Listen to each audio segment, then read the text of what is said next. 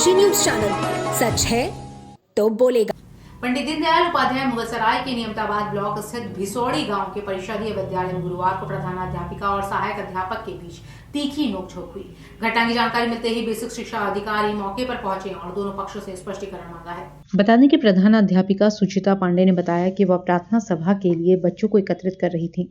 इसी दौरान विद्यालय में उपस्थित सहायक अध्यापक और अध्यापिका प्रार्थना सभा और राष्ट्रगान के दौरान आपस में बातचीत कर रहे थे, जो उन्हें अशोभनीय लगा। जब उन्होंने इस पर आपत्ति जताई तो उनके साथ अभद्र व्यवहार किया गया और अभद्र भाषा का प्रयोग भी किया गया।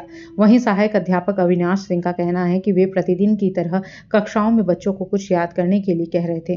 तभी प्रधानाध्यापिका सुचिता मैडम आई और उनके साथ बदतमीजी से बात की। उन्होंने कहा कि तुमको पढ़ाने नहीं आता है और उनके लिए आपत्तिजनक शब्दों का प्रयोग किया।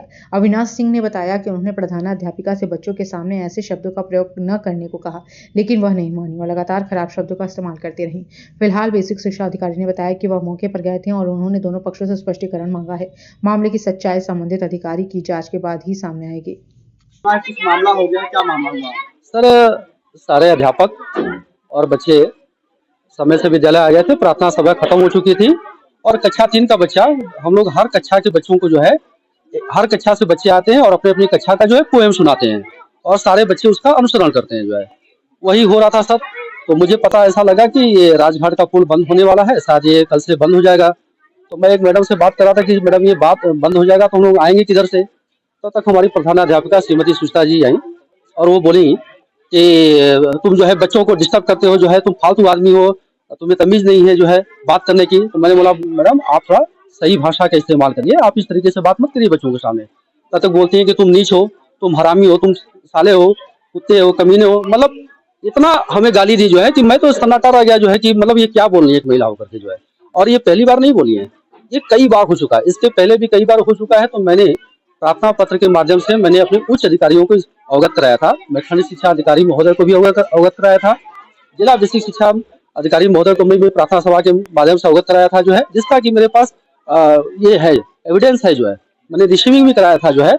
उसके बाद जो है ये 2 अक्टूबर को विद्यालय नहीं आई थी इनका जो है। सर मैं जुलाई में पोस्टिंग आया, 2 जुलाई 2025 को मैं पोस्टिंग आया यहाँ पे। तब से प्रतिदिन विलम्ब से आती थी, जिसका प्रमाण भी मेरे पास है जो है। और सारे प्रमाण को आधार मानते हुए मैंने एक एप्लीकेशन भी दिया अपने उच्च अधिकारियों को, जिसपे उन्होंने कार्रवाई की थी। कार्रवाई ये की थी कि उन्होंने यहाँ पे सेल्फी लागू कर दिया। तो अब हमारे विद्यालय से प्रतिदिन यहाँ से सेल्फी जाती है जो है। अब आप क्या चाहते हैं? तो सर हम चाहते हैं जो है कि इसमें जो दोषी हो उसके ऊपर कार्रवाई हो। और आज का जो प्रकरण था सर, वो तो बिल्कुल अनएक्सपेक्टेड था। सोचा ही नहीं था कि इन सब चीजों पे भी कभी कोई बहस या कोई गाली दे सकता है। आज सर सुबह विद्यालय में उपस्थित हुए 8:50 पे।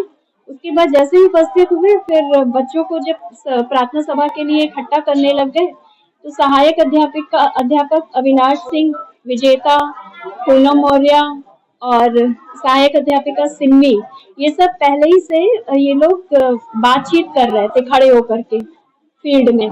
तो इनको साइड में कर करके मैंने फिर बच्चों की लाइन लगवाई। लाइन लगवा करके बच्चे प्रार्थना करने लगे और ये लोग जिस भी मुद्दे पे बात कर रहे होंगे, मुझे नहीं पता कि कौन सा मुद्दा था। ये लोग बहरहाल चारों लोग अपना आपस में बातचीत करते रहे। प्रार्थना हो रही थी, लगातार हो रही थी, लेकिन उससे कोई मतलब नहीं था इनको।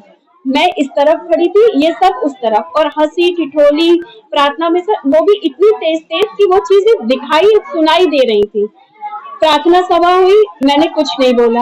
राष्ट्रगान हुआ तब भी ये लोग चालू रहे। सर इनको इतना भी होश नहीं रहा कि राष्ट्रगान चल रहा है। मुझे दिक्कत बस इस बात से हो गई कि राष्ट्रगान चल रहा था और ये लोग लगातार बातचीत करते जा रहे थे, हंसते जा रहे थे आपस में बातचीत के दौरान ही। राष्ट्रगान जब समाप्त हुआ, बच्चे कविता का पाठ करने लग गए, तब मैं घूम करके इनके पास गई। मैंने इनसे बोला कि आप लोग राष्ट्रगान और प्रार्थना के समय बातचीत मत करिए, उसमें वो अच्छा नहीं लगता, क्योंकि यही चीज हम लोग बच्चों को मना करते हैं कि सीधे खड़े हो, राष्ट्रगान में कहीं पर भी हो खड़े रहो, चुपचाप खड़े रहो, बातचीत नहीं करते हैं। और आप लोग लगातार जब से मैं देख रही हूँ बातचीत कर रहे हैं। इस पे सर छूटते ही मतलब रिग्रेट करने की बजाय या कुछ ये कहने की बजाय कि गलती हो गई या हमने ध्यान नहीं दिया, कुछ इस तरह का कहने की बजाय मैंने कभी सोचा नहीं था, छूटते ही अविनाश सिंह ने मुझे माँ की गाली दी। माँ की गाली देने के बाद पीछे एक ईंटा पड़ा था, वो ईंटा लेकर के मेरी तरफ दौड़े और बोले बड़ी देशभक्त बन रही है, हमको आकर के बताएगी। और सर लगातार इतनी गंदी गंदी गाली देते रहे। और ये एक बार नहीं है सर, ये इनके द्वारा पहले भी हुआ था। इनके क्लास में मैं गई थी, इनको कोई काम समझाना था पोर्टल का, क्योंकि इनको पोर्टल का कोई काम नहीं आता है और इनके द्वारा कोई काम किया भी नहीं जाता है।